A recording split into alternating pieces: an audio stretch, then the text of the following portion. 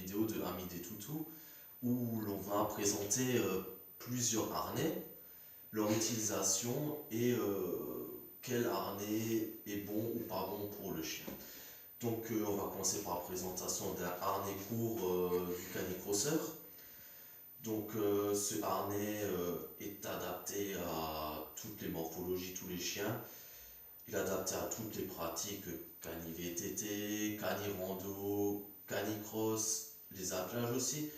Donc il va s'enfiler de cette manière-là. Au niveau de ma main, ça va être la tête. Donc à l'arrière, il faut qu'il aille à 3/4 du dos. Il est facilement installable avec ses 2 clips de chaque côté. Après, pour le réglage, il faut que au niveau des côtes, le harnais ne va pas aller sur les dernières côtes. Au niveau du cou, il faut qu'on puisse enfiler 2 à 3 doigts et bien vérifier que les épaules soient bien dégagées pour que quand le chien il court ou il marche, ses épaules puissent gagner de l'amplitude. Ce harnais est lavable en machine, il est très pratique aussi pour les gens qui courent en nocturne ou tôt le matin avec ses petites bandes réfléchissantes.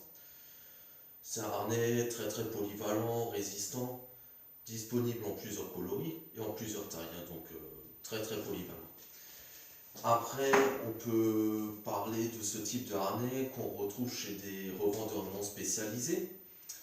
Donc ce type de harnais est proscrit, il faut savoir, déjà en compétition, et il est ni adapté à la promenade, ni au canicross, ni au cani-VTT, quoi. Pour la simple et bonne raison qu'en fin de compte, on va prendre l'exemple là, moi j'ai ma main au niveau de la tête du chien normalement. Cette barre qui va aller au niveau du poitrail va complètement bloquer les épaules du chien et l'amplitude que l'épaule peut prendre. Ce qui peut avoir des conséquences, surtout sur les jeunes chiens. Ça peut créer des tendinites et des maux irréversibles sur le long terme. Hein.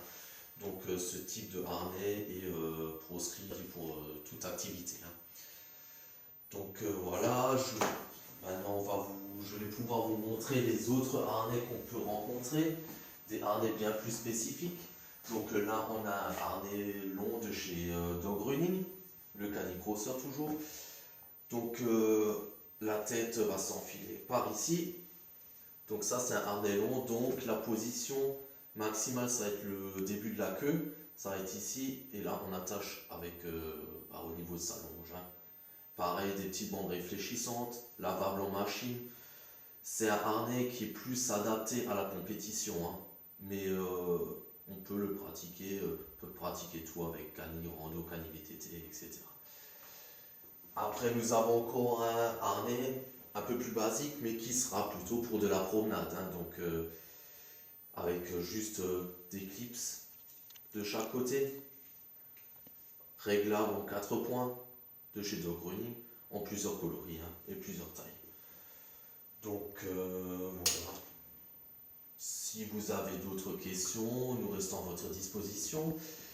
Et nous rappelons que dans notre boutique, si vous nous achetez du matériel de canicross ou de cani VTT, nous offrons une petite initiation à la bonne mise en pratique du canicross et du cani VTT avec le harnais, pour que tout le monde puisse faire cette discipline à l'aise.